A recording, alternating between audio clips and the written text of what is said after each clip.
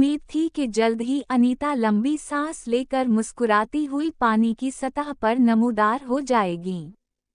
तालियों को गूंज में इजाफा होता चला गया।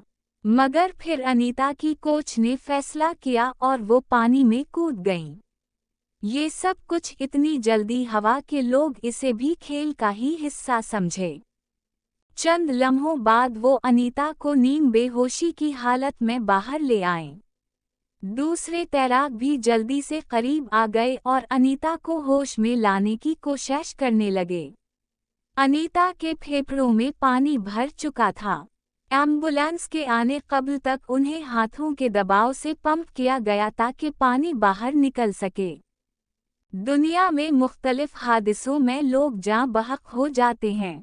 माहिर पायलट जहाज को हादसे से बचाने में नाकाम हो जाते हैं, मगर बसा औकात शरीक पायलट अपनी छुट्टी हिस्स और तजर्बे से जहाज को तबाह होने से बचा लेता है।